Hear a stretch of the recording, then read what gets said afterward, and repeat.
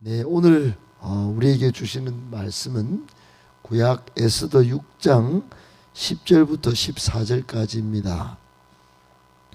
제가 가진 성경으로는 756쪽입니다. 구약 성경 에스더 6장 10절부터 14절까지 한 절씩 저와 여러분이 교독하겠습니다. 10절부터 읽겠습니다. 이에 왕이 하만에게 이르되 너는 내 말대로 속히 왕복과 말을 가져다가 대궐문에 앉은 유다 사람 모르드게에게 행하되 무릇 내가 말한 것에서 조금도 빠짐이 없이 하라.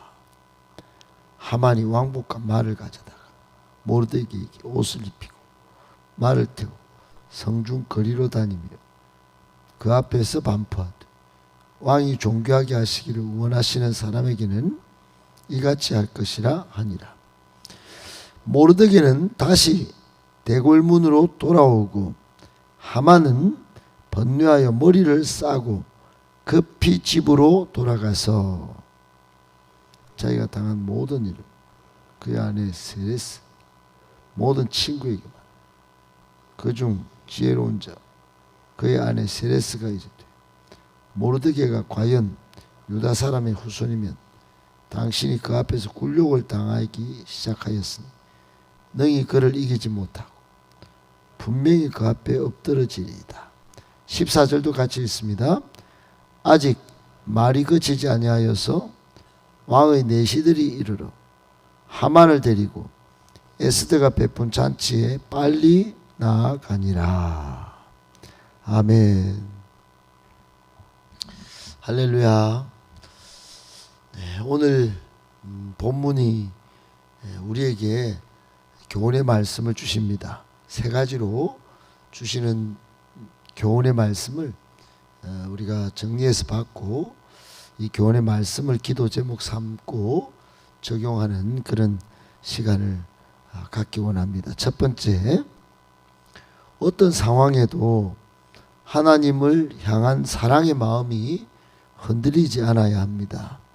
어떤 상황에도 하나님을 향한 사랑의 마음이 흔들리지 않아야 합니다. 여러분, 하나님을 향한 사랑의 마음 흔들리지 않아야 할 이유가 뭘까요? 왜 그래야 할까요?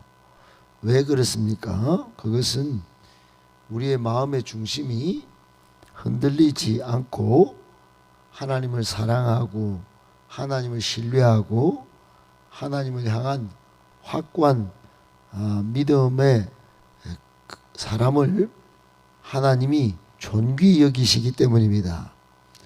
하나님이 더욱 사랑해 주시기 때문입니다.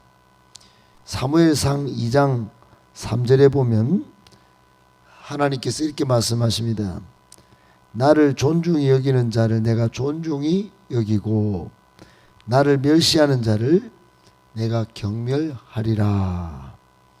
하나님은 하나님을 존중히 여기시고 어떤 상황, 어떤 자리에 있었든지 마음이 흔들리지 않는 확고부동한 중심의 마음 중심을 지키는 사람을 존귀히 여기신다는 것입니다. 시편 91편 14절에도 이런 말씀이 있습니다. 하나님이 이르시되 그가 나를 사랑한즉 내가 그를 건지리라.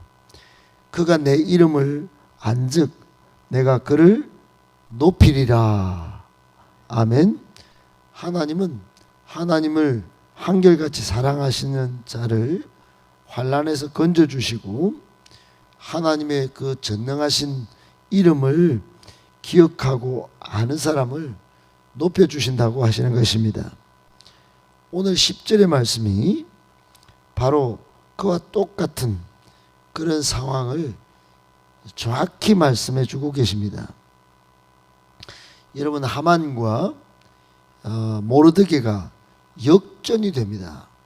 하만은 자신이 왕의 총애를 입고 큰 영광을 얻을 것을 기대하고 하필이면 아수에로 왕이 불면증에 시달린 밤, 그 밤에, 야심한 밤에 왕궁을 찾아왔습니다.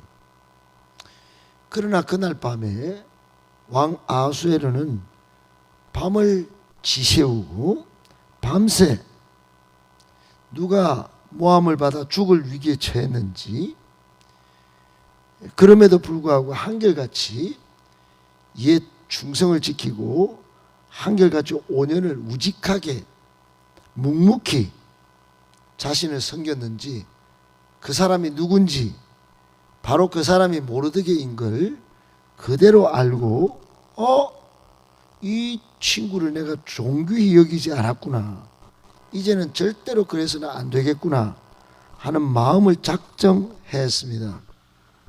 하필이면 그때 하만이 들어온 겁니다. 자신이 죽이려고 덤빈 그 모르드게를 왕이 존귀히 여기고 사랑하겠다고 다짐한 그 야심한 밤, 그 시간에 우연히 찾아온 겁니다. 여러분, 이게 우연이 아님을 어제 우리가 살펴보았지요. 하나님이 하신 일입니다. 할렐루야.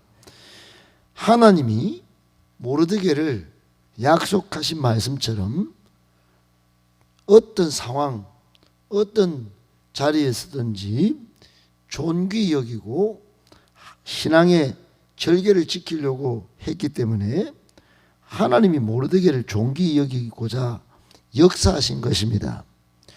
존귀히 여기지 않으면 안 될 마음을 이 정말 아수에로가 품도록 하나님이 불면증으로 역사하신 것입니다.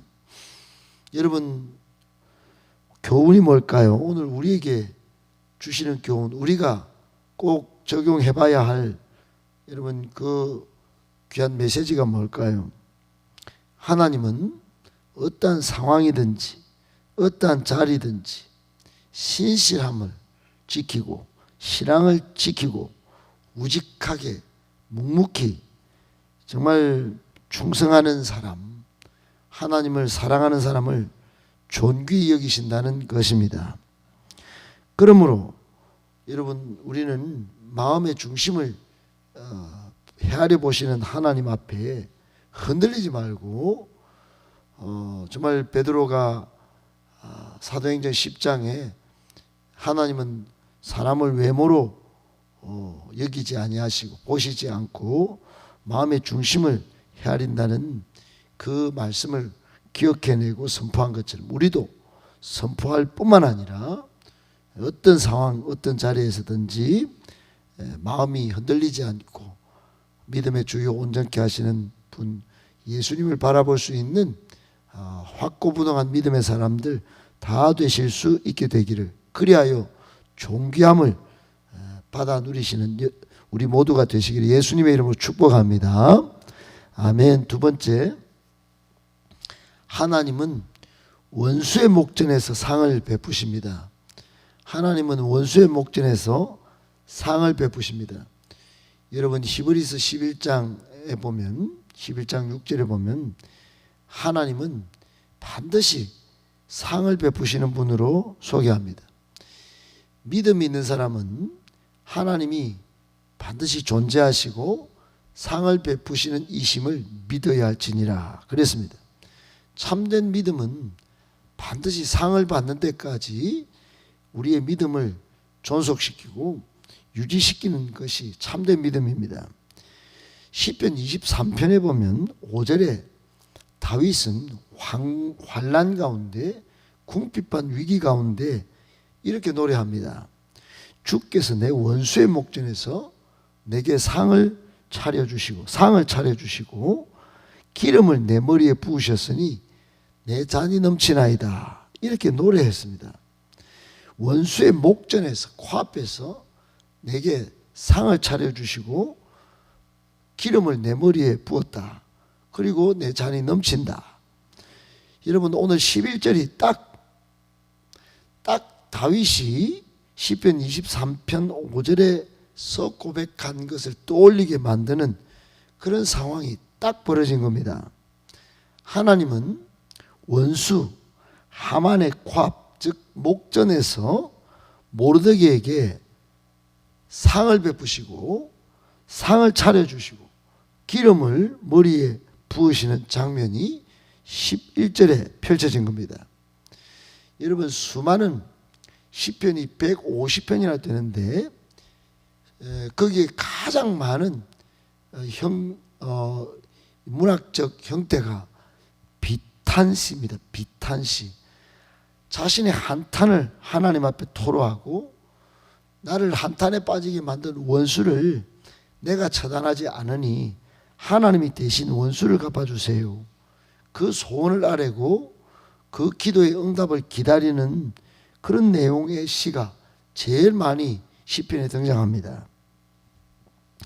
여러분, 딱 마찬가지 지금 현재 모르드게가 그런 마음으로 대궐 문 앞에서 하나님을 향하고 또 많은 사람 앞에서 그런 자세로 딱 앉아 있었더니 딱 그 상황이 지금 원수의 목전에서 반전이 일어난 겁니다. 여러분, 마찬가지로 이 세상 마지막 날 우리도 마찬가지 상황을 맞이하게 될 것입니다. 우리의 원수 대적 마귀가 우리의 발 앞에 굴복하고 우리는 승리의 상을 받게 될 것입니다. 오늘 본문의 이 내용이 우리에게 주는 교훈은 우리도 최후 반전의 승리를 확신하고 담대함을 지켜야 한다, 이겁니다. 원수의 조롱, 비아냥, 거기에 마음이 흔들려서 또 감정이 상해서 낙심 포기하면 이건 안타까운 겁니다. 그래서 조금도 흔들리지 말고 두려워하지 말고 하나님의 도우심을 간구하며 살아서 마침내 우리가 상 받아야 하지 않겠습니까? 그 대적 마귀가 우리 발 앞에 좌리고 싹싹 비는 그런 상황을 우리도 한번 봐야 되지 않겠습니까? 하나님은 원수의 목전에서 상을 베푸신다는 거 꼭 기억하시고 잘 버티고 믿음으로 잘 이겨내셔서 마침내 상을 받아 누리시는 저와 여러분들 다 되실 수 있게 되기를 예수님의 이름으로 축복합니다. 아멘. 마지막 세 번째, 선하신 하나님의 일하심을 믿고 환경에 일희일비하지 않아야 합니다. 하나님의 선하신 일하심을 믿고 환경에 일희일비하지 않아야 합니다. 여러분, 우리 중에 많은 사람이 좋다가도 환경이 안 따라주면, 사건, 문제가 예기치 않게 생기면 조건이 만족되는 자기 만족에 이르지 않으면 예수 평상시 잘 믿다가도 좋다가도 오르락 내리락 하는 그 경우를 많이 봅니다. 생각보다 많이 있습니다. 여러분, 그러나 오늘 12절 모르드게는 어떻습니까? 12절 이하에 보면 정말 왕이 하만 보고 모르드게를 데리고 나가서 네가 하고자 했던 그 모든 것들을 길거리 다니면서 옷을 입히고 정말 왕의 말에 태워서 그 앞에서 막 왕이 존귀하게 여기는 사람에게는 이같이 할 것임을 막 지금 수산성 거리에서 하도록 했습니다. 여러분, 예기치 않은 반전, 예기치 않은 영광을 입은 이 모르드게가 여러분 대궐문으로 돌아왔다, 이런 표현이 오늘 12절에 있습니다. 여러분, 우리 같으면, 저 같으면 이거 대궐문으로 나아갈 그런 상황이 아닌 것입니다. 가족한테 딱 가서 편안한 가족과 함께 아주 막 그냥 그동안 이 고생한 그것을 막 토로하든지, 아니면 친구들을 모아놓고 잔치를 벌이든지, 아니면 정말 많은 사람들에게 좋은 소식들을 막 전하든지 그래서 호들갑을 떨었을 것 같습니다. 그런데 여전히 대궐문 앞으로 나아가는 겁니다. 본래 자기 자리를 지키는 겁니다. 들뜨지도 않고 차분히 이 상황을 대응하는 그런 모르드게의 모습을 보는 것입니다. 이게 바로 제가 여러분에게 말씀드렸던 한껏 다른 신앙인의 모습인 것이에요. 여러분, 많은 사람들이 자기 눈앞에 자기가 이해하지 못할 상황이 벌어지면 평상시 믿음은 온데간데 없고 성경적 가르침은 온데간데 없고 한껏 다른 모습이 아니라 완전히 다른 모습으로 변하는 것을 보게 됩니다. 여러분, 반면에 하만을 잘 보십시오. 12절 중반부터 하만은 번뇌에 빠져버립니다. 머리를 싸맵니다. 급히 집으로 돌아갑니다. 그리고 호들갑을 떨면서 자기가 당한 일을 자기 집사람에게 아뢰입니다. 여러분, 이게 뭡니까? 지금은 자기가 천상천하 유아독존인 것처럼 정말로 기고만장하면서 조금 전까지만 해도 이 제국을 다스릴 2인자를 넘어서 1인자가 된 것처럼 그렇게 한 사람을 죽이고 유다인을 전멸시킬 정도로 한 위치에 올라갈 것 같이 이렇게 하던 이 하만이 머리를 싸매고 쫄랑쫄랑 뛰어 들어와서 자기 아내한테 막 쏟아붓는, 그리고 여러분 그의 아내 세레스뿐만 아닙니다. 모든 친구들 불러 모아갖고 그렇게 말을 막 펼칩니다. 자기 아내 세레스가 여보, 당신 참 이 모르드게 진짜 유대 사람 후손이면 당신 큰일 났어요. 지금 왕이 지금 제대로 지금 번지를 잡고 당신 이제 굴욕이 시작됐으니 절대로 이기지 못할 거예요. 분명히 그 앞에 엎드려질 거예요. 이런 말을 지금 듣는 꼴을 보는 겁니다. 사랑하는 여러분, 교훈이 뭘까요? 성도는 하나님이 의인은 존귀 여기고 불의한 자는 낮추시고 원수를 갚아주신다는 것을 확실히 믿어야 한다는 겁니다. 환경에 조건에 흔들리지 말고 일비하지 말고 범사에 감사를 쌓아가야 한다는 것입니다. 그리고 자기 자리를 지켜야 합니다. 여러분, 자기 자리를 지킨다는 거, 이게 하나님 앞에서 엄청 중요한 겁니다. 무슨 일만 생기면 자리를 벗어나는 게 당연한 줄 알고 그렇게 하는 사람이 많습니다. 하나님을 멸시하는 행동입니다. 하나님을 경홀히 여기는 거예요. 여러분, 자기 본질을 못 찾고 쫄랑쫄랑대는 하만과 뭐가 다릅니까? 여러분, 정말로 충성하는 사람은 어떤 사람입니까? 고린도전서 4장 2절에 맡은 자에게 구할 것은 충성이라 이렇게 말씀했습니다. 일을 맡은 사람은 일자리를 지키는 겁니다. 다른 말로 하면 우리의 어른들이 말한 것처럼 나이값을 해라, 자리값을 해라, 이름값을 해라. 그것은 환경에 흔들리지 말고 그 이름값, 나이값 하면서 자리를 지켜야 된다.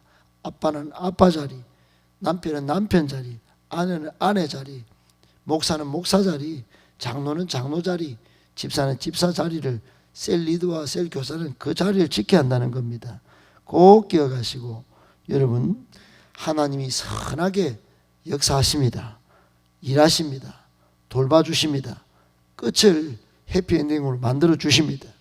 그러므로 자기 자리를 잘 지키고 일희일비하지 않고 충성하는 저와 여러분들 다 되시기를 예수님의 이름으로 축복합니다.